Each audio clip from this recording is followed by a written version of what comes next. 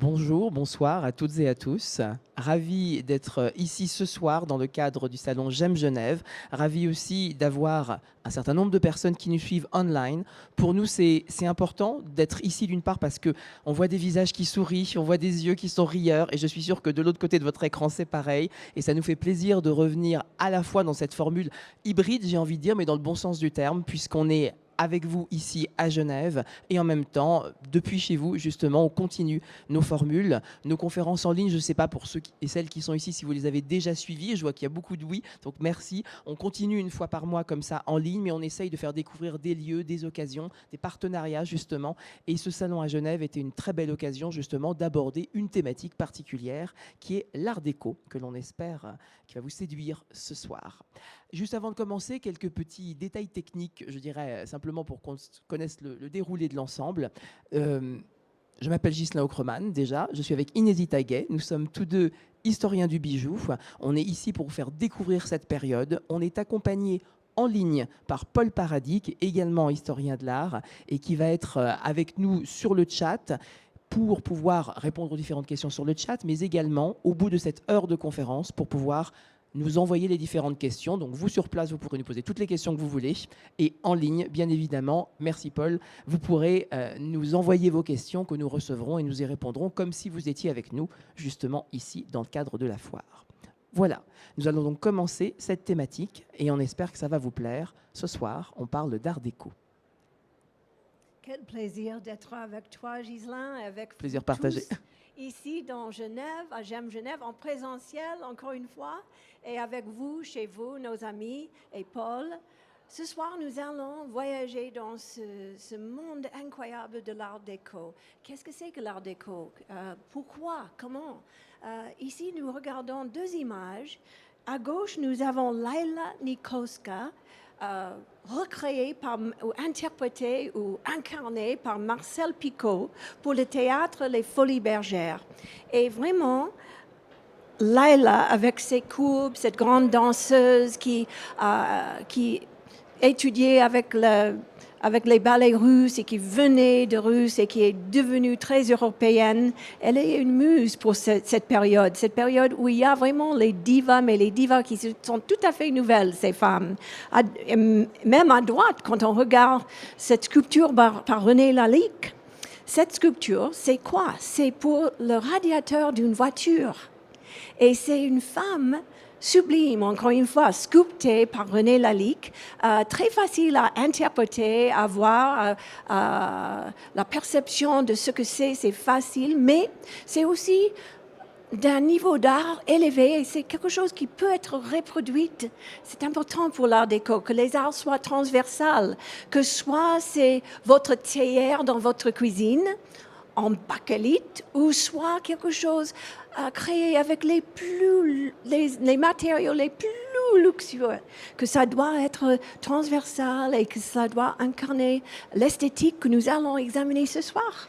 Tout à fait. C'est une esthétique particulière et qu'on va expliquer, je dirais, au fil du temps et au fil des chapitres que nous allons étudier ensemble. Un premier chapitre déjà pour commencer sur le mot art déco, sur l'exposition de 1925 qui va définir comment les choses se sont cristallisées, j'ai envie de dire. Tout n'a pas commencé en 25, mais tout s'est défini en quelque sorte grâce à cette exposition. Puis, on va voir que si l'orientation de l'exposition parisienne en 25 a donné beaucoup de lignes, l'art déco a puisé dans énormément d'influences venant de la planète. Et c'est ça qu'on va voir dans un deuxième temps. Et enfin, troisième temps, si l'inspiration est venue de toute la planète vers l'exposition de Paris, elle a ensuite été rediffusée à travers le monde et elle s'est particulièrement bien adaptée à toutes les cultures et toutes les créations à travers le monde. Donc c'est ça qu'on va voir dans un tout dernier chapitre. Alors, on commence tout de suite avec 1925, une exposition dont le titre complet est l'Exposition internationale des arts décoratifs et industriels modernes. Voilà, c'est assez long, c'est tout ça. Cette exposition a pour but, comme le disait Inesita, le côté industriel de promouvoir toutes les formes de création dans notre quotidien, tout du sol au plafond, des vêtements aux bijoux, en passant par, évidemment, toute forme de création de beaux-arts, va subir, entre guillemets, cette inspiration art déco, et positivement. Mais l'un des éléments clés était aussi la notion de moderne, qui est à la fin du titre. On va voir que industriel, finalement, le lustre a plus dominé. Et on va voir que moderne, en quelque sorte, la tradition a quand même resté très présente. Finalement, ce qui compte, c'est ce qui reste au début du nom de l'exposition, exposition des arts décoratifs. 50 ans plus tard, quand on reparlera de cette expo, on trouvera que c'est trop long comme titre d'expo, on résumera en art déco. Et c'est comme ça qu'on crée le nom. Ça veut dire qu'en 1925, on ne parle pas d'art déco. On parle de style moderne, on parle de la création des années 20, de ces années folles. Mais finalement, plus tard, les historiens de l'art, c'est d'ailleurs nous, enfin pas nous à l'époque, mais ont eu l'idée de développer un vocable que tout le monde connaît, qui est facile, accrocheur, et surtout qui marche bien dans toutes les langues. C'est le vocable art déco. Et donc, on voulait commencer avec quelques vues un petit peu de cette exposition. C'est une exposition, vous avez des dizaines d'exposants, vous avez plusieurs hectares de Paris qui sont récupérés. Pour ceux et celles qui connaissent bien Paris, vous avez le Grand Palais qu'on retrouve naturellement ici avec le Petit Palais en face. Vous avez le pont Alexandre III que vous avez sur la photo de l'autre côté qui est recouvert par une quarantaine de boutiques et de showrooms. J'ai envie de dire, on est dans un salon ici, il faut l'imaginer à ciel ouvert en plein Paris, démultiplié. Des dizaines et des dizaines de nations viennent à travers le monde. La France a invité un maximum de monde pour venir à la foire, sauf l'Allemagne. On est après la Première Guerre mondiale. Voilà, l'amitié franco-allemande, c'est pas encore à l'heure du jour. Néanmoins, c'est quelque chose qui est important parce que les arts décoratifs au sens large sont mis à l'honneur dans la création de cette époque. On va avoir au premier plan, juste sous le pont, ou presque, vous avez le début d'une péniche.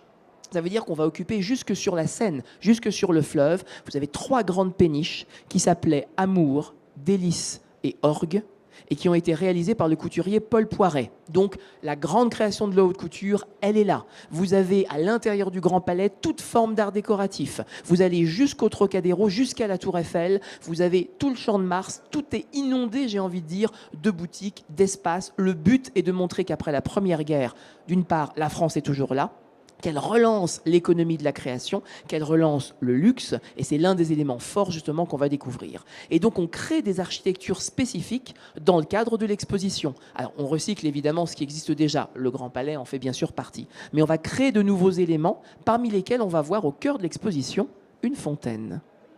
Et je dois dire que les Américains ont commis une grave erreur. Ils ont décidé de ne pas venir. Donc les Allemands et les Américains. Ouais. Pour ces 15 000 expositions qu'il y avait 15 000 gens, comme ici dans J'aime Genève, il y a je ne sais pas combien, mais 15 000 gens qui sont exposés de 21 pays et 6 millions de visiteurs. 6 millions.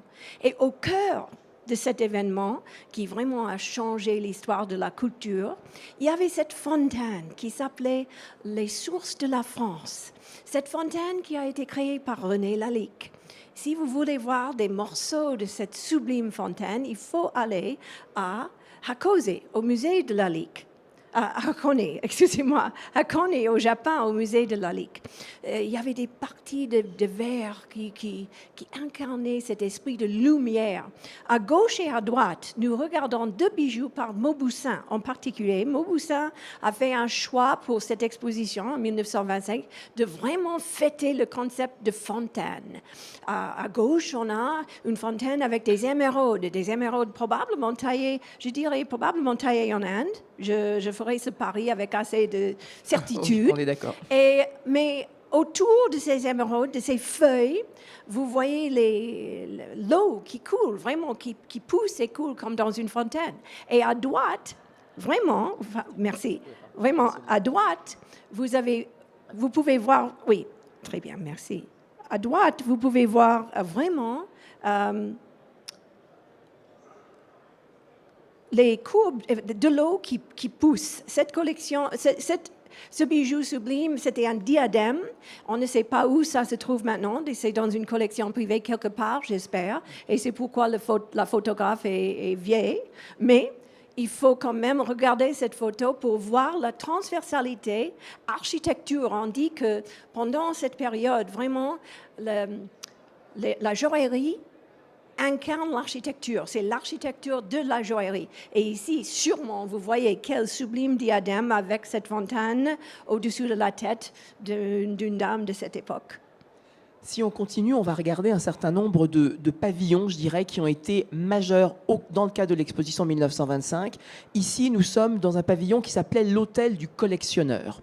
Ruhlmann et toute une équipe de créateurs, des ébénistes aux menuisiers, en passant par des tapissiers, enfin, tous les arts décoratifs sont mis à contribution dans l'idée d'un lieu de luxe qui aurait appartenu, on crée quelque chose pour l'expo, qui aurait appartenu à un collectionneur idéal. Donc c'est personne de défini, mais on veut créer quelque chose qui soit un lieu sublime. Donc vous regardez ici, dans le décor, un certain nombre de codes dans lesquels, évidemment, pouvaient être présentés des personnes qui viendraient en haute couture avec des bijoux de haute joaillerie. Donc tout ça, c'est un tout.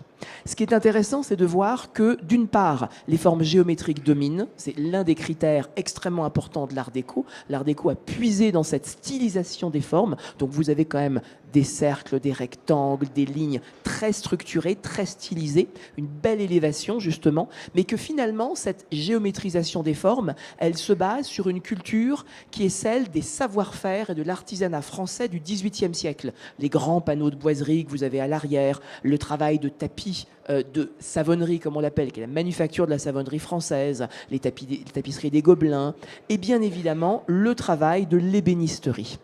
En ébénisterie, on a retrouvé le petit meuble, si j'ose dire, le secrétaire de dame, qui est celui de 1925, présenté à l'époque, qui est réalisé en ébène de Makassar, une variété d'ébène d'Indonésie, avec de l'ivoire. Donc on met des éléments précieux.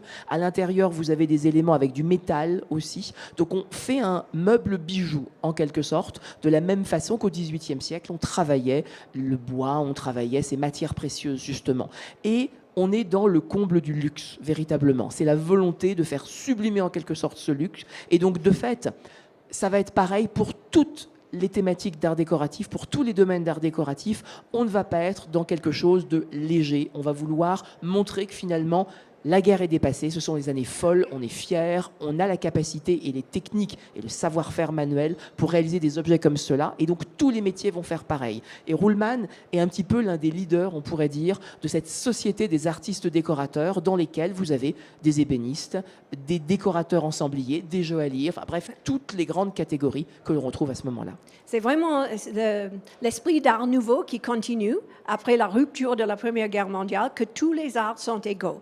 Et on peut dire que Ruhlmann, c'est le bijoutier des ébénistes, et on peut dire que même quand on regarde à gauche, ce chiffonnier par André Groux, c'est vraiment un bijou de meuble. On a dit pendant l'époque que c'était galbé à l'indécence, jusqu'à l'indécence, parce que c'est tellement galbé. Et qu'est-ce que vous avez? Vous avez la peau de galoucha, la peau de raie, qui est rayonnant, avec un dessin rayonnant et qui couvre le bois. Et le bois n'est moins qu'acajou. Donc, c'est vraiment fêter le luxe, couvrir l'acajou avec le galoucha, argent pour les charnières et bien sûr, ivoire. C'était une différente époque, l'ivoire. Au milieu, donc, encore une fois, un bracelet qui incarne, c'est un simple bracelet, mais ce n'est pas du tout simple, un bracelet qui incarne la même esthétique, donc le bijou qui est comme le meuble qui est comme le bijou, le bâtiment qui est comme une paire de boucles d'oreilles, on va voir. Ce bracelet incarne aussi ce qui va être notre deuxième chapitre, parce qu'il y a l'écaille d'œuf. Donc, il y a l'écaille d'œuf, marqueterie, il y a tout cela qui semble exactement comme le meuble, mais ce n'est pas du tout. C'est des savoir-faire qui nous donnent les détails de décoration pour le bijou. Le travail de coquille d'œuf sur laque et le travail de galucha finalement se crée un effet qui est assez semblable et qui montre à quel point on regarde de la même façon, en grand, le meuble ou en tout petit, le bijou. Et avec argent, c'est argent et galouche et caille d'œuf, mais quand même, ça fait un bijou précieux dans son style. Tout à fait. Ouais. Et cette préciosité, elle est extrêmement importante. Donc on met le niveau haut, y compris lors du du stand, on peut dire, des joailliers qui a lieu en plein cœur du Grand Palais. On a demandé à un architecte, Eric Badge, de réaliser le pavillon des joailliers et on sélectionne dans la corporation, il y a à peu près 300 grands joailliers de l'époque, on en choisit 30. Donc on sélectionne assez durement, parmi lesquels tous vont exposer dans le même décor, la même vitrine. On est équitable, je dirais, dans la présentation. Vous allez avoir dans le même espace, ensemble, côte à côte, vous avez Cartier, Van Cleef & Arpels, La Cloche, du Saussois, etc., Dunant. Et chacun va exposer tous les grands noms en fait qu'on connaît aujourd'hui. Mauboussin, dont tu parlais tout à l'heure, Boucheron, Chaumet, vont être là et vont rivaliser de création avec cette même esthétique moderne qui est celle du luxe art déco, on dirait aujourd'hui. Et ce qui est vraiment fascinant, si on revient sur l'autre image qu'on a vue tout à l'heure, voilà, c'est de voir que nous avons ici 2 bracelets de 2 maisons différentes avec des esthétiques qui sont similaires, différentes. Évidemment, chaque maison a son identité, on dirait aujourd'hui son ADN. Néanmoins, ce qui est fabuleux, c'est de voir que ici, avec la pièce de la maison La Cloche, on a un bracelet bandeau avec un travail de rubis suiffé qui crée les effets de fleurs qui sont ouvertes, qui sont épanouies. On joue justement sur le certi 1000 grains pour faire les petites lignes tout autour. On va avoir des petits éléments de décor qui permettent de jouer sur la lumière en quelque sorte. C'est une pièce qu'on a eu la chance d'exposer à l'école des Arts Joailliers il y a quelques années et qui du coup, pour une maison, la maison La Cloche, qui aujourd'hui n'existe plus, est intéressant de comparer avec l'autre bijou qui est à côté, qui est un autre bracelet, également bandeau. Il y a une permanence des formes. On aime bras nus avoir plusieurs bandeaux qu'on va mettre ensemble. C'est l'époque des années folles.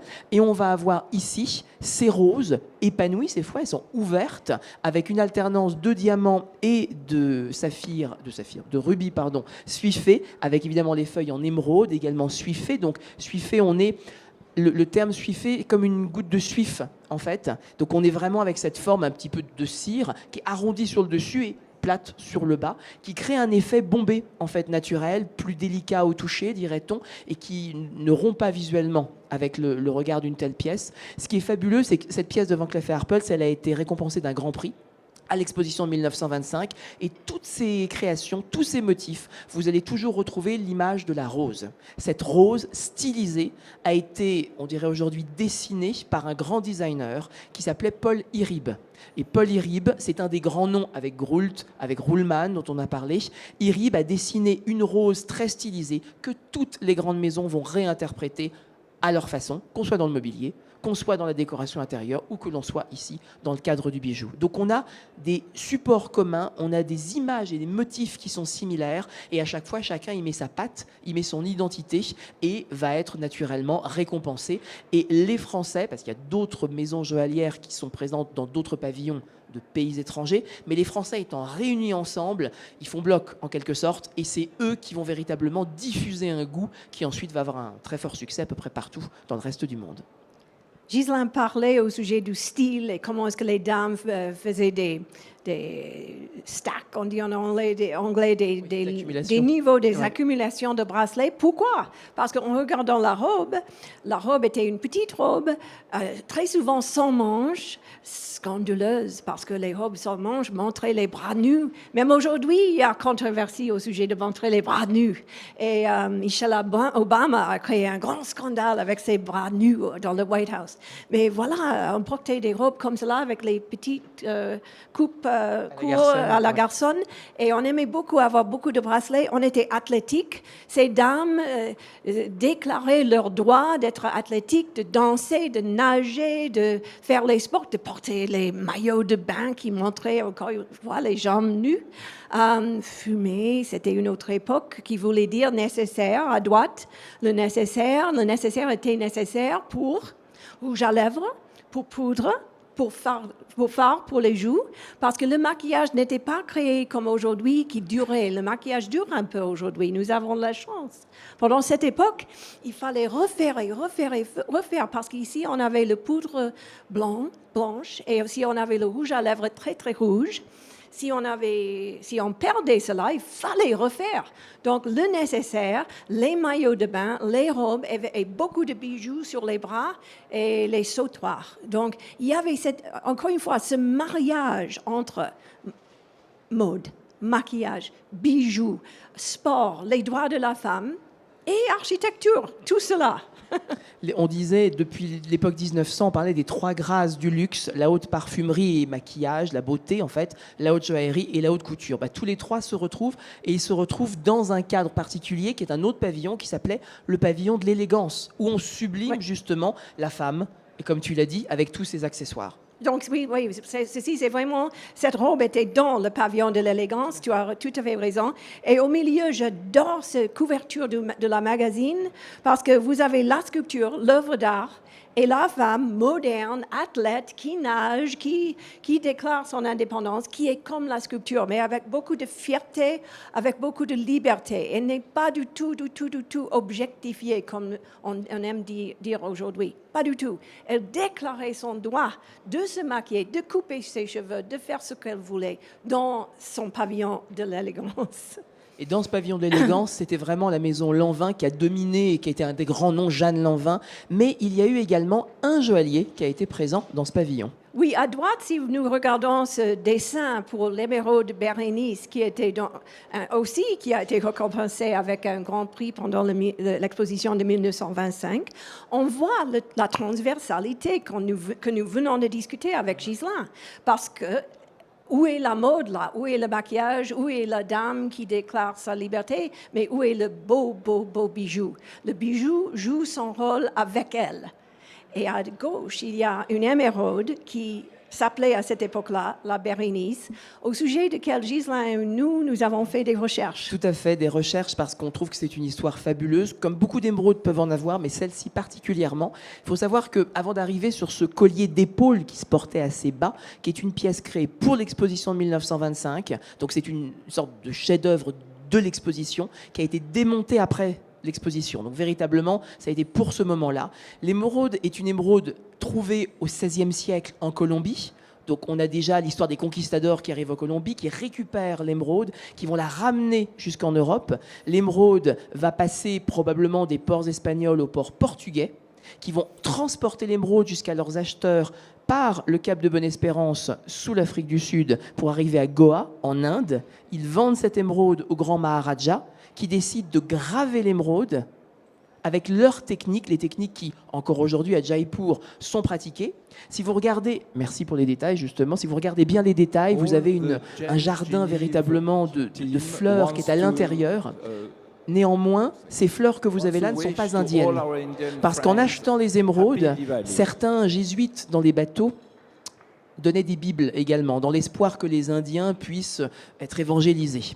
Certains Indiens ont trouvé qu'il y a de très beaux décors, donc ils ont accepté les Bibles, mais pour avoir des motifs décoratifs. Donc vous avez, si vous avez bien tout compris, des motifs décoratifs de Bibles jésuites sur une émeraude colombienne gravée en Inde. Je ne vous ai pas perdu, ça va ? Et cette pièce de l'Inde arrive ensuite dans les années 20, parce que tous les Maharajas arrivent à Paris, donc ils vont voir l'exposition de 25. Certaines pièces sont acquises par des grands joailliers comme Cartier, qui décident d'en faire la pièce centrale de ce collier d'épaule récompensé. Si ces sagas au sujet de l'émeraude vous intéressent, il y a une série de 4 films que nous avons faits qui sont sur notre e-bibliothèque, qui a plus de 60 films maintenant. Et Paul peut vous donner le playlist pour le e-bibliothèque sur YouTube. Passons maintenant à notre second chapitre. Enfin, deuxième, je devrais dire, il y a un troisième. Un modernisme inspiré. On va voir que les inspirations du monde ont fait la force de l'art déco. Parce que jusque-là, on a vu la géométrie, on a vu les couleurs fortes. Finalement, ce sont les avant-gardes du début du XXe siècle qui ont inspiré la création. Néanmoins, on ne peut pas parler de ces avant-gardes sans parler d'inspiration venue d'ailleurs. Et la première des inspirations majeures, c'est l'influence de l'Afrique, et de l'art africain en particulier. L'art africain est découvert par les Européens dans leur mode de pensée en cette fin de 19e, début 20e siècle, collectionné par les artistes. Ça fait des siècles et des siècles qu'il existe, bien évidemment, mais c'est une révélation pour l'Europe. Des gens, des artistes comme Matisse ou Derain, qui ont créé le fauvisme, ont collectionné des masques africains.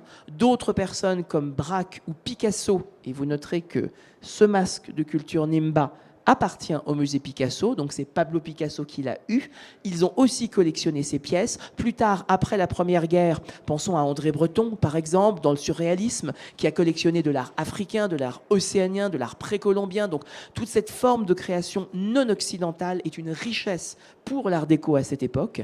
Et si vous regardez le visage de cette déesse mère, dont les seins opulents annoncent évidemment l'idée de fertilité. C'est un masque d'épaule qui est extrêmement lourd, qui était dansé dans des rituels liés à la pluie.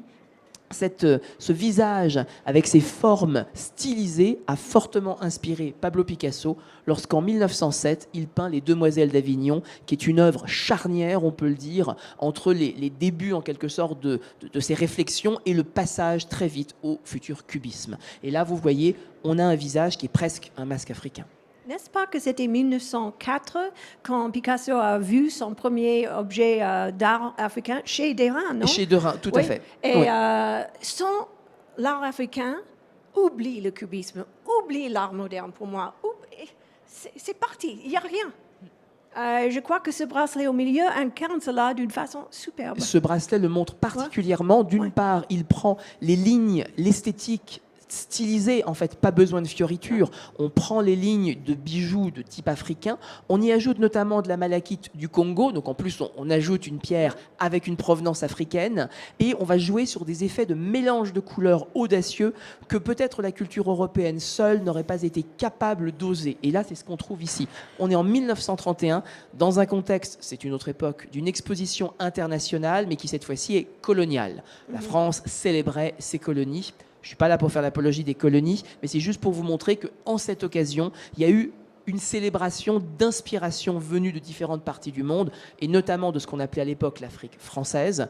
Et donc, de fait, ce bracelet de la maison Boucheron, ça a été un choix de Boucheron, finalement, d'opter pour l'esthétique africaine, parce que finalement, c'était une évidence, en quelque sorte, et ça a été quelque chose de très fort dans leur création. Et qui dit africain dit encore une fois l'art déco, la période, rien sans l'Afrique. Et deux parties d'inspiration.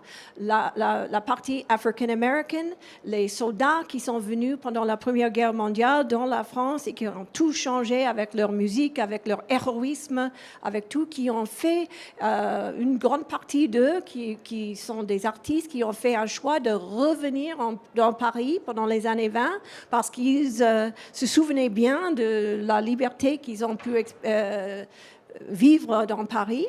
Et avec eux, c'est venu Josephine Baker, par exemple, qui devient la muse de cette époque. Vraiment, sans l'art africain et sans la musique africaine-américaine et sans la culture africaine-américaine, encore une fois, c'est une partie de la recette essentielle pour l'art déco.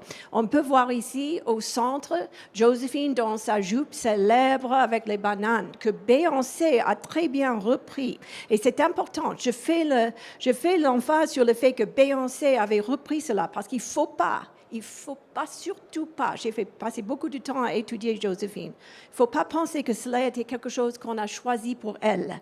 Elle a choisi cette jupe, elle portait cette jupe pour une raison. Elle se vantait de tout ce qu'il y avait dans la culture, tout le préjudice, tout cela, et elle renversait tout. Elle renversait et elle disait, moi je proclame, je suis Josephine Baker, je vais être qui je vais être.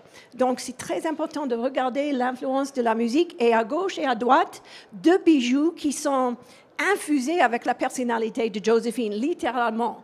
Parce qu'à droite, le sublime collier girafe qui est dans le musée des arts décoratifs, qui est très cher à notre cœur, merci Gisèle, qui est très cher à notre cœur à l'école. Nous avons un film dans notre e-bibliothèque aussi qui traite cela, et qui traite le sujet de son influence. Ce collier était tout à fait créé par Jean Dunant avec Josephine comme muse, comme amie de sa famille, au sein de sa famille. Et il y a même une peinture avec Josephine en train de porter un collier comme ça. Mais il a aussi fait un collier, Jean Dunant a fait un collier comme cela pour son épouse. Et l'autre bijou, à gauche, c'est un bijou qui est un nécessaire dans un bracelet.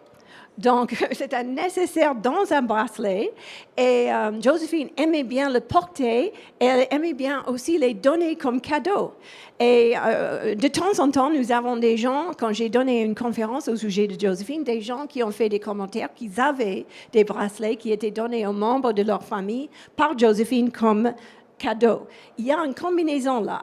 Le poudrier, le rouge à lèvres, le bakélite, la portabilité et le fladium. Le fladium, c'est un métal qui a été créé par Albert Flamand avec l'idée, et Orium, le girafe aussi, c'est Orium, j'ai oublié de dire. Donc, pas de métaux précieux. L'idée était que bijoux pour tout le monde, une nouvelle vie pour tout le monde, l'esprit de modernité. Et Joséphine, qui pouvait porter n'importe ce qu'elle voulait, elle adorait le fait que c'était un bijou accessible, que tout le monde pouvait porter. Et pour toutes ces raisons, je crois que ce bracelet à gauche et aussi le collier sublime incarnent bien l'esprit de cette dame.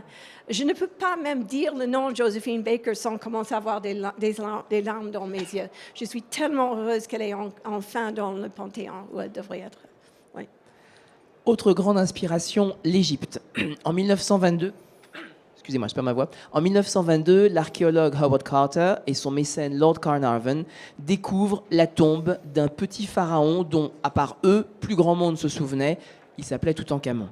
La tombe de Toutankhamon, c'est la découverte d'une tombe intacte, remplie. Et c'est ça qui est nouveau. Parce que dans l'histoire de l'Égypte ancienne, Toutankhamon n'est pas le pharaon le plus célèbre, celui qui a eu le règne le plus éclatant. Ce n'est pas un Aménophis III ou un Ramsès II, par exemple. Leurs tombes à eux ont été pillées parce que connues. Sa tombe à lui a été oubliée. Et des objets comme ce pectoral, vous voyez un détail ici, avec la barque céleste, sertie de turquoise, de lapis-lazuli, de cornaline, un quartz au milieu. Tous ces éléments mettent en scène le scarabée, évidemment, de la vie après la mort, les décors de lotus et de papyrus, qui sont les plantes héraldiques de l'Égypte, la haute et basse Égypte. Tout ça inspire le monde entier. Et les joailliers sont évidemment affectés. Et donc, de fait, quand on regarde et qu'on compare avec d'autres bijoux de joaillerie, on va se rendre compte qu'en fait, vous avez les mêmes formes et les mêmes motifs qui sont inspirés et qui sont repris. Un premier exemple, c'est celui-ci. C'est le bracelet dit égyptien de la maison Van Cleef & Arpels, qui est un choix d'inspiration des décors, des fresques, des tombes justement égyptiennes, librement réinterprétées. Et beaucoup de grandes maisons vont interpréter à leur façon, avec un grand pavage de diamants, avec une alternance de couleurs pour reprendre le côté ocre de la peau des figures, on aura des rubis. Pour toute la structure, les lignes séparatrices et le petit mobilier, on aura de l'onyx. Donc on joue sur le côté noir et blanc avec de la couleur pour créer cet ensemble sur finalement ce qui est un bracelet bandeau, donc l'un des bijoux emblématiques des années 20. L'autre exemple que nous avons, c'est une pièce de la maison Cartier, qui est une broche, je t'en prie, qui, pour le coup, a un élément, je dirais, original par opposition à d'autres grandes maisons, qui est d'incorporer des éléments antiques à l'intérieur du bijou art déco. Et ça, c'est quelque chose que Louis Cartier en particulier faisait. Il avait une passion pour ça, il était collectionneur lui-même, il allait directement chez les marchands d'art, on peut dire marchands d'antiquité, pour acquérir des pièces. Et là, avec ce quartz fumé, ces émeraudes ou encore ces diamants, il a choisi d'acquérir en fait des morceaux d'ailes en faïence siliceuse qu'on appelle la frite égyptienne, alors frite avec 2 T, hein, pas celle qui se mange, et qui est une matière ancienne finalement, qui entre la céramique et la faïence, la céramique et le verre pour faire simple, et qui finalement incorpore des éléments antiques pour recréer un scarabée qui est ni antique ni moderne, mais qui est quelque chose d'entre les deux. Et c'est ça qui est absolument fabuleux et qui montre justement la force d'inspiration qu'il y a pu avoir à cette époque et à quel point ça a été un choc esthétique que la découverte de cette tombe. Et c'était un bijou qui appartenait à Madame Cole Porter, donc le grand musicien, le grand compositeur de l'époque qui collectionnait des sublimes bijoux. Et c'est énorme. C'est énorme, oui, ça c'est important présent aussi. Sur le Ce corps. n'était pas des shrinking violets, ce qu'on dit en anglais. C'était des dames qui osaient tout. Qui dit cette recette pour l'art déco, sans les autres cultures, sans tout le monde d'influence, il n'y aurait pas cet art. Et l'Inde est essentiel. Il n'y aurait encore une fois rien sans l'Inde. D'abord, les arts de l'Inde, les expertises, les pierres taillées, les combinaisons de couleurs, l'esthétique même des formes des bijoux, mais aussi les princes, les maharajas, les clients qui sont venus en France avec leurs bijoux, avec leurs inspirations, avec leur influence, en invitant aussi les architectes, les ébénistes, les joailliers de les visiter en Inde, d'absorber toute la belle couture qui était là. Il n'y a rien, encore une fois, sans l'Inde. Ici, c'est parfait parce que nous avons un bazuban, donc c'était un bijou pour un homme sur le bras qui a été converti par Cartier dans une broche. Mais c'est difficile même de voir parce que Cartier a tellement suivi l'esthétique qu'il faut regarder les records dans les archives pour être sûr. Mais nous sommes sûrs que ce bijou, qui était vraiment mughal, probablement du XVIIe siècle, avec ce lion, qui dit que c'était probablement quelqu'un qui était de la foi d'islam, qui portait ce bazuban, a été recréé en 1900, pendant l'année folle, par Cartier pour être porté probablement par une dame. Et à droite, c'est tout à fait une confection de cette période, mais employant les pierres taillées en Inde, employant la palette de couleurs trouvée en Inde. Il y a une particularité avec cette broche à droite, parce que la palette n'est plus comme la palette à gauche, la palette à gauche, c'est la vraie palette indienne, rouge, vert, blanc. On n'a pas de bleu. Malheureusement, non, parce que le bleu était un porte-malheur pour les Indiens, mais quand Jacques Cartier est allé en 1907 en Inde et quand il a tellement adoré la culture de l'Inde qu'il a même proposé à ses frères qu'il fallait ouvrir des boutiques en Inde, qu'ils n'ont pas voulu faire, c'était une erreur. Il a demandé des pierres taillées bleues aussi, des saphirs taillés en bleu pour que Cartier puisse et pour que les autres joailliers puissent commencer à créer ce qu'on appelle maintenant tutti frutti. Mais tutti frutti n'est pas du tout une salade de fruits. C'est un cocktail de l'art indien. Vraiment, c'est un cocktail de l'art indien qui est remixé dans la France avec le savoir-faire français, avec la nouvelle taille de diamants en brillant, avec l'onyx en détail, avec les mailles quelquefois en détail. Mais c'est vraiment un art indien refait pour les splendides divas des années folles. L'art chinois a été également une très très forte inspiration. Je me souviens, il y a quelques années, la Fondation Bor à Genève a fait une exposition que peut-être certains qui sont ici ont vu, ou certains en ligne ont vu, sur justement l'inspiration de l'Asie dans la création chez Cartier. Et les parallèles entre les pièces de la maison, comme celle que vous avez à gauche notamment, et des œuvres de jade, de laque, de pièces, de matériaux complètement différents, issus des collections chinoises de la Fondation, étaient absolument spectaculaires. Là, ici, vous voyez à quel point ça a été une forte inspiration. Il y avait de l'autre côté de la place Vendôme, Cartier était rue de la Paix, au numéro 13, de l'autre côté de la place Vendôme, rue de Castiglione, vous aviez une galerie d'art asiatique ancienne, où Louis Cartier passait son temps, dès qu'il avait quelques minutes, pour pouvoir aller acheter des pièces, regarder des pièces, puiser l'inspiration. Il envoyait ses dessinateurs. Donc c'était vraiment quelque chose de fort pour lui. Et on sait qu'il y avait à Paris, à l'époque, dans les années 20, non loin du parc Monceau, la Pagode de Paris, qui était un lieu de négoce d'art asiatique ancien, fabuleux. Donc vous aviez des lieux pour voir des pièces spectaculaires. Et là, je pense que la qualité du jade chinois ancien, incorporé dans une structure réalisée par Cartier. C'est-à-dire que Cartier fait la même chose qu'il a fait avec la pièce égyptienne. Ouais. On récupère un élément ancien d'une autre culture et on la sublime avec une interprétation art déco. Et les pièces indiennes, c'est la même chose. Cartier, j'ai passé 17 ans de ma vie chez Cartier et je sais qu'ils avaient un esprit de l'histoire sublime, les trois frères. Et ils savaient, quand ils voyaient quelque chose comme cela, qu'il fallait vraiment le sublimer, qu'il fallait l'élever, qu'il fallait mettre un cadran autour des grands arts de Chine, de Japon, d'Égypte, d'Inde. Il ne fallait pas diminuer. Et là, le cadre, il y est, parce que c'est du quartier, ce qu'il y a tout autour, ce jeu de travail de noir et de rouge, le travail du corail, mais qui finalement est une lecture du travail du corail chinois. Donc c'est une réinterprétation aussi de ce qui se faisait à l'époque et qui montre bien la connaissance, ou du moins l'éducation culturelle qui se faisait pour appréhender ces formes. Dans un tout autre style, juste à côté, vous avez cette pièce qui date de la même exposition internationale coloniale de 1931 à Paris. Vous vous souvenez de Boucheron qui s'est inspiré de l'art africain. Ici, Van Cleef & Arpels s'est inspiré de ces chapeaux chinois. C'est comme ça que s'appelle la parure, chapeau chinois, puisque vous avez une bague avec compartiment qui s'ouvre, vous avez les motifs d'oreilles et vous avez le collier qui est juste ici. Là, Van Cleef & Arpels ose ne pas présenter de gemmes, mais présenter finalement un polymiroir du métal pour montrer la capacité finalement d'orfèvre en quelque sorte, et ça sera primé justement par un grand prix à l'exposition de 1931. Quand on dit Japon, il faut être prudent parce que à droite, si vous regardez à droite, il se peut que vous allez dire très vite « Ah mais ça c'est plutôt Chine que Japon ». Tout n'était pas parfait, ce sont les années 20. On a étudié avec les grands maîtres de l'art japonaises et on appliquait ce qu'on avait appris comme on voulait. Et on pouvait l'appeler japonisme ou chinoiserie, il faut savoir.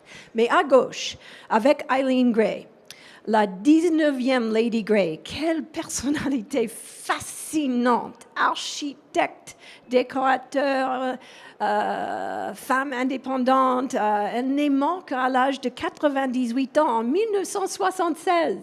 Et elle n'était vraiment pas appréciée comme elle devrait être appréciée que jusqu'à la fin de la vie. On est heureuse qu'elle a pu vivre pendant tout ce temps. À gauche, vous avez un merveille qui était dans son appartement rue Bonaparte. Son appartement rue Bonaparte était un endroit où tout le monde venait et tout le monde était épaté par son goût. Et ce chef-d'œuvre est maintenant dans le Victoria and Albert Museum, mais il ne faut pas aller chercher parce que ce n'est pas exposé, parce que c'est énorme. Mais là, vous avez ce qu'elle avait appris avec Seizo Sugawara. Pour nos amis japonais, excusez-moi, Seizo Sugawara, je fais le mieux que je peux. Mais Seizo Sugawara est venu pour faire restauration pour les objets d'art japonais pour 1925. Donc, il est dans Paris à cause de cela et beaucoup de gens ont été influencés par lui, en particulier Eileen qui a étudié avec lui. Et là, vous voyez encore une fois les écailles d'œufs, vous voyez la technique de lac, comme l'école apprend dans nos cours qui ont été créés par Maître Hakose-san. Et à droite, oui, vous avez encore une fois un nécessaire, le nécessaire pour nos dames pendant cette époque, qui est fait avec une laque japonaise, mais qui est très chinoise aussi, en effet. Et toutes ces inspirations, on va le voir, elles vont se diffuser ensuite à travers le monde. Ce qui fait la grande, grande force de l'art déco, c'est d'avoir été capable, par sa versatilité, de s'adapter à chaque culture, à chaque identité, à chaque lieu dans lequel il a voyagé. Et c'est ce qu'on va voir dans notre troisième chapitre. Alors, ce qu'on vous propose, c'est un voyage, j'ai envie de dire, un voyage en bateau. Mais pas n'importe quel bateau. Nous allons prendre le Normandie. C'est la grande époque des compagnies transatlantiques, ce que les Anglais appellent les Ocean Liners. Il y avait une grande compétition entre les compagnies à l'époque, et la compagnie transatlantique française, notamment, a réalisé de très grands noms, dont le Normandie est, j'ai envie de dire, une ambassade du luxe sur l'eau. Véritablement. Vous avez sur la droite une carte postale montrant l'intérieur du grand salon de première classe. Tout le monde n'était pas dans ce grand salon, évidemment. Mais dans cette première classe, le verre, les lustres sont réalisés par Lalique. Vous avez des décors de boiserie qui sont des plus grands designers et des plus grands décorateurs d'intérieur dont on a déjà parlé. Vous avez le mobilier qui est réalisé par ces mêmes grands créatifs. Vous avez les personnes habillées en haute couture et portant des bijoux de haute joaillerie qui vont trinquer à la gloire du luxe justement de cette époque. C'est véritablement la meilleure ambassade, la meilleure façon de transporter le goût art déco à travers le monde, puisque le décor va être vu par tous les passagers du monde entier. Et tous les passagers, quelle que soit leur culture, vont vouloir se réapproprier cette identité art déco qui est tout à fait compatible avec chacun des lieux où les paquebots vont s'arrêter. Et donc, évidemment, notre premier arrêt, vous l'aurez compris, il y a la Statue de la Liberté. c'est à New York. Et à New York, l'Art déco a l'opportunité autour des États-Unis et aussi dans le Sud-Amérique d'avoir les poches qui sont pleines, les esprits qui sont ouverts et les espaces qui sont disponibles. Donc, on a les gratte-ciels qui s'élèvent très, très vite avant 1929, dans le grand crash, quand il y a pas mal de gens qui ont sauté de ces gratte-ciels qui étaient déjà là parce qu'ils ont tout perdu dans un jour. Mais l'époque des gratte-ciels est quelque chose qui arrive au même temps que 1925, même temps que cette exposition. Et nous avons bien sûr le Chrysler Building, qui est un des chefs-d'œuvre, qui est vraiment un bijou d'architecture, une architecture en bijou, on peut dire. Cette couronne de ce bâtiment qui fait penser à la couronne de la Statue de Liberté, créée par William Van Allen, un virtuose qui avait étudié à l'école de Beaux-Arts et qui était très, très influencé par la France. Et quand on regarde ce bâtiment, on ne peut pas résister à regarder la broche Vitesse par Raymond Templier. La broche Vitesse, 1925, Raymond Templier, platine, diamant, émail en champ levé, et bien sûr, cette forme architecturale a été achetée par le Musée des Arts décoratifs directement pendant l'exposition. Pour nous, les historiens de bijoux, ça, c'est une histoire de bonnes nouvelles et mauvaises nouvelles. Bonne nouvelle, le fait que le bijou est reconnu comme œuvre d'art, comme il devrait être, mais c'est triste, jamais porté. C'est triste, mais toujours là pour tout le monde pour apprécier. Voilà. William Van Allen, grand fan, éduqué dans l'école de Beaux-Arts, est-ce qu'il a visité l'expo en 1925? Parce que le bâtiment Chrysler date de 1928. Je ne sais pas, c'est une question ouverte. Mais pour moi, vitesse et le Chrysler Building, bien sûr, vitesse, c'est vitesse. C'est une allégorie de vitesse. Templier disait que tout ce qui bougeait, qu'il ne pouvait pas créer sans Paris, il avait besoin, je ne peux pas imaginer, du bruit, du trafic, des voitures. On a adoré cela pendant cette époque. Et donc, son inspiration était vraiment ça. On va continuer notre voyage avec ces parallèles visuels et vous allez voir cette fois-ci en Amérique du Sud, on a mis ensemble deux éléments qui n'ont rien à voir en termes d'identité d'objet, j'ai envie de dire, puisque vous avez la porte d'entrée d'un cimetière à Buenos Aires, en Argentine, sur la gauche, et vous avez une pendule sur la droite. C'est extrêmement intéressant de voir que on a parlé d'Amérique du Nord. En Amérique du Sud aussi, vous allez avoir une réappropriation de l'art déco. L'élément le plus connu, c'est dans le pays d'à côté, si j'ose dire, c'est le grand Christ de Rio de Janeiro, de Paul Landowski, par exemple. Ici, on a la figure christique en Argentine, cette fois, qui est le visage, mais avec une stylisation des lignes, des formes, une géométrisation du décor à l'échelle XXL, parce qu'on est avec une pièce architecturale de qualité finalement, qui, comparée avec juste à côté la pendule, nous montre les mêmes lignes, la même structure finalement, dans le même esprit que les pendules mystérieuses que la Maison Cartier a réalisées, mais cette fois-ci entièrement en verre, la lique est un grand verrier pour l'expo de 25. Vous avez ici une pièce qui est noir et blanc, les deux couleurs ou non-couleurs emblématiques du black and white art déco, on pourrait vraiment le dire, et cette pièce a appartenu aux Normandies. Si vous regardez les lettres qui sont tout autour, ça forme le nom Normandie. Et si vous regardez en plein milieu sur le cadran, ciselé finalement dans le verre, moulé dans le verre, vous avez le Normandie frontal qui est en train de traverser les eaux en quelque sorte et qui arrive vers nous. Donc une pièce assez spectaculaire qui nous montre que les inspirations sont assez communes. Et comme nous disons, le bijou, l'architecture, même le lit, pouvait être un bijou art déco. À gauche, nous avons un lit, probablement créé en Udaipur, pour un prince. On ne sait pas quel prince indien, mais c'est sûr que c'était pour quelques princes indiens, ou une princesse peut-être. C'est argent qui est martelé, qui entoure le bois. Donc, c'est vraiment un lit en argent. C'est un lit tout à fait architectural. On dirait un lit parfait pour le Chrysler Building, mais c'est une œuvre d'art indien qui a une longue tradition dans Udaipur. On a vu des lits argentés en Udaipur depuis des siècles. Et à droite, le nécessaire, encore une fois. Le nécessaire, c'est vraiment nécessaire. Et l'école a eu une exposition des nécessaires parce que vraiment cela incarne l'esprit de l'époque. Et ici, nous avons marqueterie qui est tout à fait indienne et qui n'existerait pas sans cette influence. Après la chambre, je vous propose d'aller dans la salle de bain. Nous sommes à nouveau en Inde pour vous montrer que cette effervescence créative n'est pas toujours dans l'ornementation partout. Ça peut être beaucoup plus simple, si j'ose dire, c'est-à-dire qu'on met en valeur les matériaux avec des lignes plus modernistes. Alors évidemment, dans une taille et dans une architecture assez opulente. Et en lapis et en marbre et en lapis lazuli, certes. C'est un peu le Taj Mahal des salles de bain, non? Mais sans ornementation abusive, c'est-à-dire qu'on choisit des matériaux exceptionnels, on a des lignes exceptionnelles, mais on n'est pas avec une luxuriance de motifs.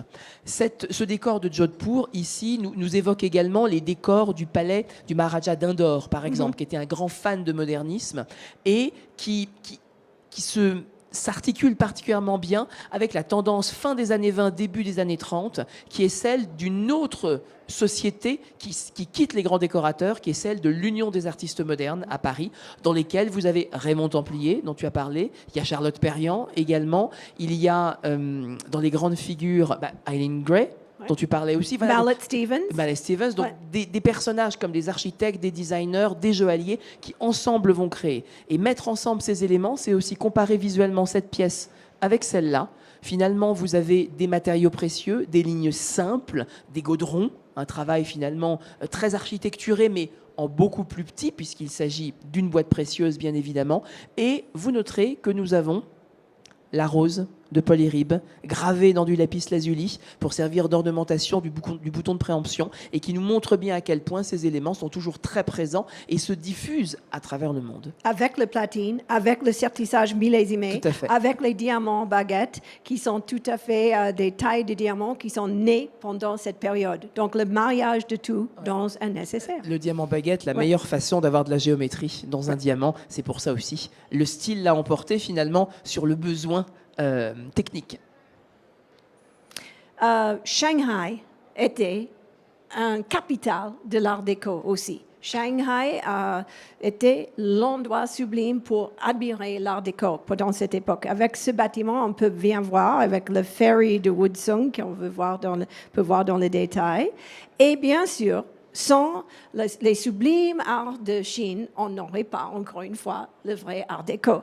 Ici, vous avez un dessin. Nous aimons beaucoup les dessins pour les bijoux. Nous avons à l'école maintenant une exposition de l'art du dessin joaillier qu'il faut visiter avant le 14 mars. Il faut venir.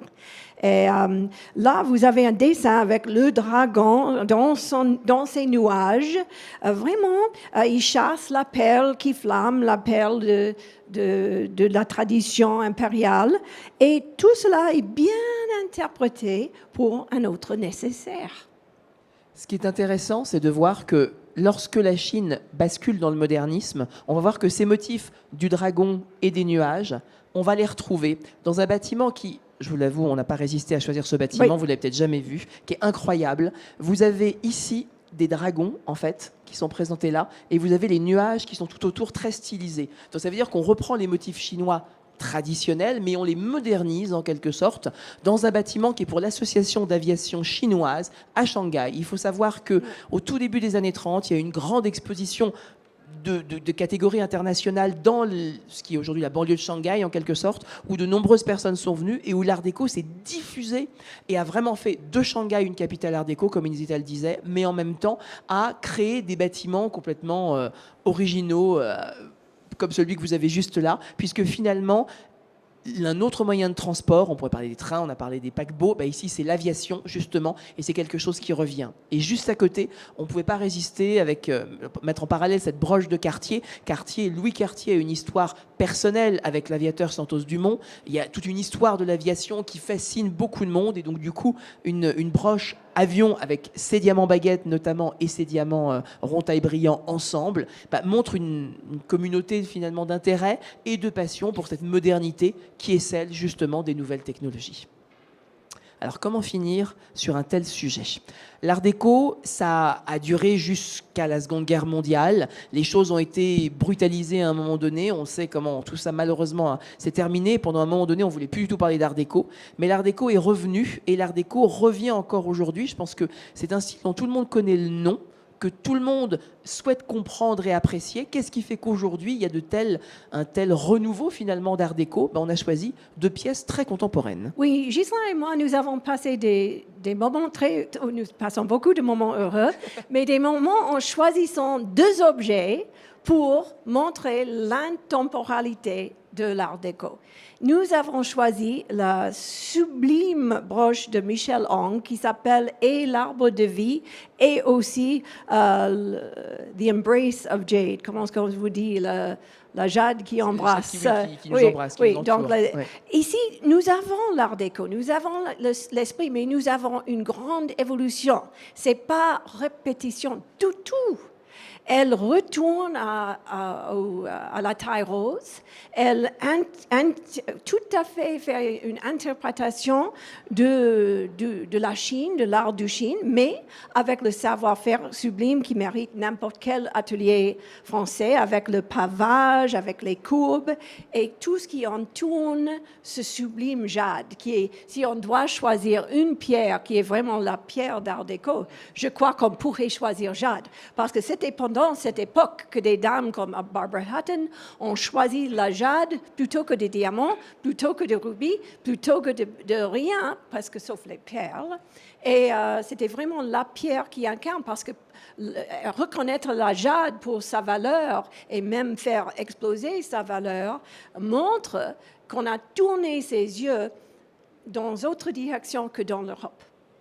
Et l'autre exemple que l'on peut mettre en parallèle, c'est un exemple de la maison Van Cleef & Arpels, où ce sont les lignes géométriques, les tailles, la taille même des pierres, naturellement en baguette ou en carré, en petit rectangle, toute cette manière de penser finalement les formes qui montre que ces formes adaptées à différentes cultures dans les années 20 et les années 30 sont adaptables encore aujourd'hui à notre mode de pensée.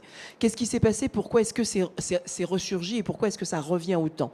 Il faut savoir que l'Art déco a été un peu mis de côté pendant, disons, une cinquantaine d'années, quarantaine d'années, et que dès les années fin 60, 70, on a eu un retour. L'exposition du Musée des Arts décoratifs à Paris, qui a établi le vocable Art déco, justement, nous prouve que on consultait les archives, on se documentait sur cette époque.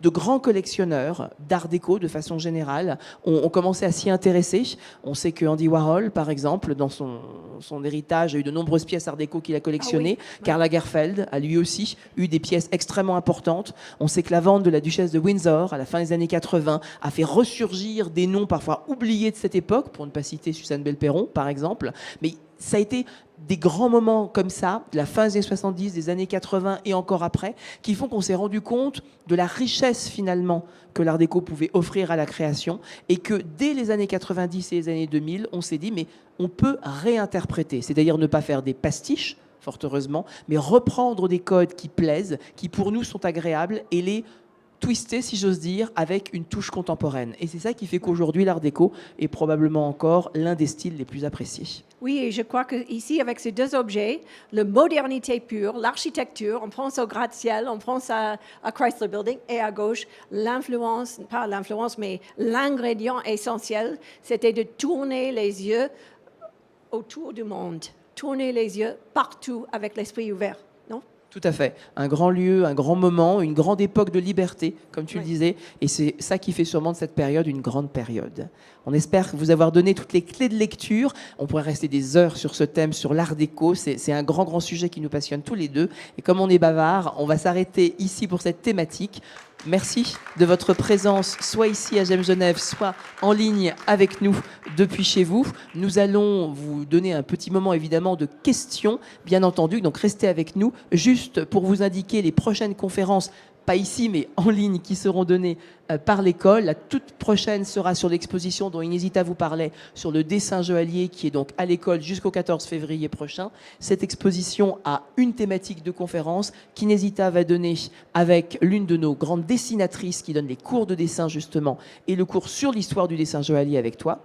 Et celle de décembre sera pour en savoir un peu plus sur la maison La Cloche. Si jamais vous avez manqué l'exposition, vous souhaitez en connaître un petit peu plus, c'est une thématique qui voyage puisque cette exposition sera à Hong Kong, dans notre campus là-bas. Et donc, de fait, il y aura une visite guidée virtuelle qui sera présentée depuis notre espace là-bas. Voilà un petit peu pour la suite du programme pour cette fin d'année 2021. Alors, oh oui, petit détail aussi, si tu veux donner quelques mots sur ça. Il va y avoir un nouveau livre qui est vraiment quelque chose qui n'existe pas du tout, qui va être disponible en février.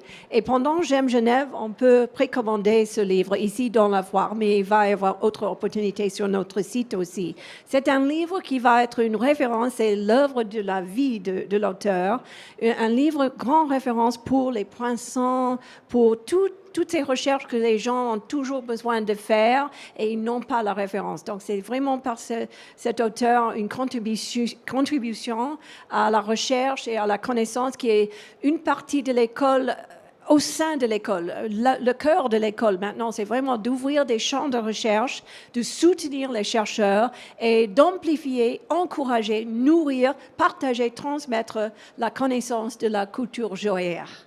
Avec des cours, des conférences, des expos, des ouvrages, vous voyez, plein de choses pour en savoir plus sur le sujet. Alors, est-ce que vous avez des questions? Déjà, je m'adresse à ceux et celles qui sont en face de nous. Je vois des sourires, donc après, ça s'est bien passé. Oui, s'il vous plaît. Ah, on va vous donner un micro comme ça. Tout le monde vous entendra partout à travers le monde.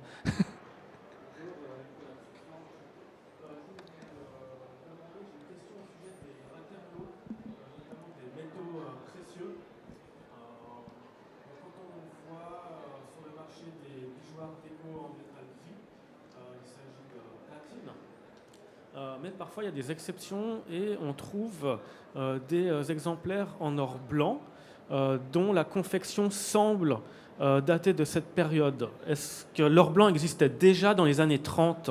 Oui, l'or blanc existait, mais ce n'était pas préféré. L'or blanc a été inventé par manque de platine pendant la Première Guerre mondiale, parce que le platine est essentiel pour la science. Et aujourd'hui, le platine continue à être essentiel pour la science. Donc oui, l'or blanc existe, mais rarement. Oui, vous avez raison de vous demander quand vous voyez l'or blanc, mais cela existe. Nous avons trouvé des exemples. Il y a quelques exemples qui existent en effet dans certaines maisons, mais ce n'est pas le plus courant.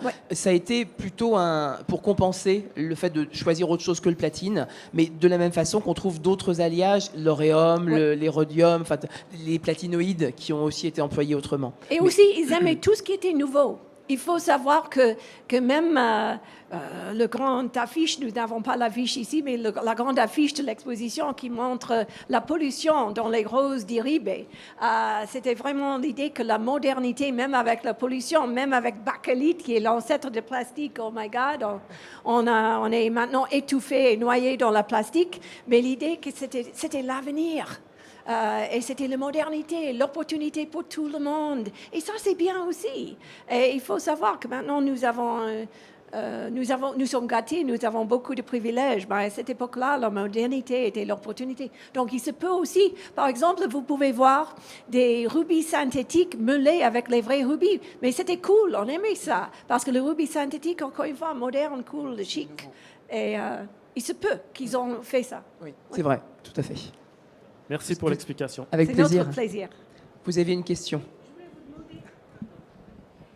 Je voulais demander de quand datait la pagode à Paris. La pagode.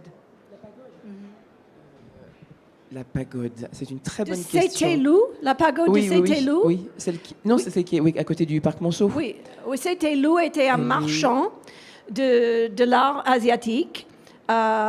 Controversial, qui a vraiment importé un grand goût pour l'art chinois. C'était pendant les années 20 qu'il a construit ça, oui. Ouais. C'est juste après la Première Guerre. C'était L-O-O. Oui. On va regarder en même temps s'il y a des questions en ligne. Il y a beaucoup de questions en ligne. Oh là là. La taille rose. OK, ça c'est facile. La taille rose. Je t'en prie. C'est une taille qui vient de l'Inde. L'intérêt des Indiens pour le diamant, c'est le symbolisme, la beauté pure du diamant naturel, le cristal même, les formes du cristaux. Donc, la taille rose était pour polir, mais d'une façon subtile et délicate. Donc, pas tellement de facettes, pas brillant du tout. L'idée, c'était plutôt rester avec le cristal. Et dans la broche de Michel Hong, on voit les pétales des fleurs en taille rose. Et moi, je trouve cela poésie sublime. Merci pour cette question. Il y a une question un peu piège à laquelle je vais répondre de travers, Ah oui? mais c'est fait exprès. Quelle est la maison joaillière qui a représenté le plus ou le mieux l'art déco? Et j'ai envie de répondre différemment. Je vous dirais, quelle maison joaillière n'a pas représenté l'art déco? C'est-à-dire qu'il faut répondre au pluriel. Il n'y a pas une maison, mais toutes les maisons. Et à la limite, je pense qu'on ne peut pas citer de maison qui n'a pas souhaité incarner l'art déco, véritablement, que cette maison soit parisienne, française, ou que cette maison soit étrangère, puisque véritablement, à travers le monde, il y a eu aussi de grandes maisons qui ont, que ce soit Garrard en Angleterre ou Tiffany aux États-Unis, oui. Voilà. À travers le monde, tout le monde a incarné l'art déco, véritablement. C'est une très bonne question parce que toujours, nous n'avons qu'une heure et nous avons coupé beaucoup de slides. Nous aimerions avoir 200 slides si nous pourrions. Et il y avait beaucoup de gens, beaucoup d'artistes qui ont exploré dans l'art déco. Impossible de choisir une maison. Je crois qu'il y avait une question de monsieur ici, vous aviez... Oui, si j'avais fût-ce le 10e de vos connaissances, je n'oserais pas poser de questions. Mais au contraire, poser toutes les questions. Mais comme je suis totalement ignorant, ça me rend aussi totalement inconscient. Alors, j'ai 2 questions. D'abord, on a parlé aussi jadis, enfin pas ce soir, je crois, de l'influence de l'émergence de la photo comme étant un des facteurs ayant privé la peinture de son rôle figuratif et donc poussé à l'art abstrait. Et tout à coup, en vous écoutant, je me posais la question à propos du cinéma. Est-ce que les péplums ont eu un impact sur, par exemple, la joaillerie d'inspiration égyptienne? Mais après coup, je me suis dit, non, à l'époque, le cinéma était noir et blanc. Il ne pouvait pas avoir cet impact. Et quand il a eu suffisamment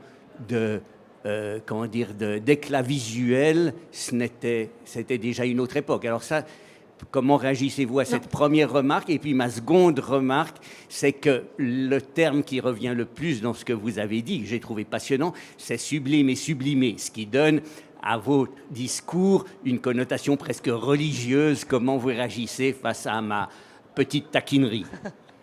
Merci, très bonne question. Vous avez très bien fait de la poser. Le cinéma a eu un rôle fondamental dans la façon, je vais vous taquiner, de sublimer les bijoux de cette époque.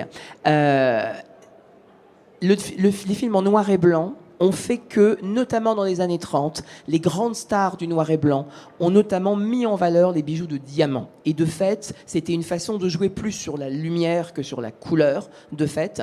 Et donc, il y a énormément d'inspirations qui sont liées à ça. Les grandes figures, Lagarbeau, Rita Hayworth et autres, ont eu des bijoux, j'en oublie une, Marlene Dietrich, ont eu des bijoux spectaculaires où le volume, la présence et la lumière, la façon de faire scintiller les gemmes, et donc le diamant, par ses formes différentes, qu'on ait un diamant taille rond brillant, qu'on ait une taille baguette ou autre, on crée des jeux de lumière différents, où là, les nuances de gris dans le noir et blanc, finalement, permettaient d'avoir des effets. N'oublions pas que les actrices portaient leurs bijoux personnels, souvent, dans les films, quel que soit le rôle, parfois. Des fois, c'était un peu incongru. Mais donc, de fait, c'était une volonté aussi de mettre en valeur, justement, le bijou à ce moment-là. Donc, oui, le cinéma a créé une sorte de catalyseur, on peut dire, de mise en valeur de certaines des pièces pour les faire briller différemment. Laurence Mouy-Farine, dans son sublime livre qu'elle a écrit au sujet de la cloche pour notre exposition à l'école, elle parlait de la grande silence blanche après 1929, qui commence dans les années 30. Elle dit la grande silence blanche. Pour moi, c'est la grande éloquence blanche, parce que après le crash de 1929, les gens rêvaient dans le cinéma. Ils rêvaient dans le cinéma. Ils sauvaient les petits sous pour pouvoir y aller. Ils rêvaient dans noir et blanc. pas de couleur, pas de Google, pas d'Internet. Il n'y avait que noir et blanc. Donc, Ginger Rogers, tout cela, Brigitte, tous ces... Oui, Brigitte Elm, tout cela, l'argent pour lequel Raymond Templier dessinait les bijoux. Tout cela était en noir et blanc. Donc, même si les bijoux étaient en couleur et les dames portaient beaucoup de tutti-frutti et tout ça, on le voyait dans noir et blanc. Ce n'est pas la grande silence blanche. J'adore Laurence. Si on discute connaissance, nous sommes des petites souris en comparaison à Laurence. Mais pour moi, ça, c'est la grande éloquence blanche et noire. Oui. Et pour répondre sur votre remarque sur le sublime, je ne l'entendais pas forcément en termes religieux. En tout cas, non, mais c'est vrai, c'est un terme qu'on emploie. Je l'emploie plutôt. Il y a un théoricien à la fin du XVIIIe siècle, début du XIXe, Burke, qui a notamment parlé de sublime quand il parlait de ces paysages monumentaux qui nous faisaient nous sentir tout petits à côté d'eux. C'est plutôt dans cet aspect-là qu'on parle de sublime, c'est-à-dire qu'on est un peu écrasé face à la richesse, à la technicité, à ce que la nature a à offrir. Et c'est un petit peu cette notion-là, puisque véritablement, on est écrasé dans le bon sens du terme, mais par en fait la profusion de décors et d'inspiration qu'un seul style a pu contenir dans une période assez courte, parce que finalement, c'est les années 20 et les années 30, voire même c'est entre la fin de la Première Guerre, 1918, et le crash de 1929, où on a vraiment le côté année folle, le moment extrêmement dynamique. Donc sur une période très courte, on a eu une vitesse extraordinaire en termes de création, et c'est peut-être ça aussi qui nous rend tout petits. Je dois dire, les questions de vos maisons, de chez vous, de vos salons, partout autour du monde, sont tellement sublimes que je crois qu'il va nous falloir des sagas sur Instagram pour répondre. Mais je ne peux pas résister. Quelqu'un demande au sujet de la broche vitesse par Templier. Choisis-en une dans ce cas-là, ce sera la dernière. La broche vitesse de Raymond Templier. Quelqu'un veut savoir quelque chose au sujet de l'émail. Alors, vas-y. Oui, le verre est émail. C'est émail champ levé, qui veut dire que pour montrer la vitesse, pour montrer comme si l'eau coule dans un train ou un avion, quand vous êtes dans un avion et il pleut et l'eau coule d'une façon verticale. L'émailleur a dû contrôler l'émail vert, qui est très difficile à faire, pour que vous voyez ces gouttes. Si vous voulez savoir plus, nous avons un film sur notre e-bibliothèque au sujet de cette broche. Vraiment, vous pouvez continuer avec plus que 60 films dans le e-bibliothèque. Je suis sûre que Paul va coller le playlist sur YouTube. Merci à toutes et à tous d'avoir été avec nous ce soir en physique ou en présentiel, comme on dit parfois, ou online avec nous. C'était un plaisir. À très bientôt.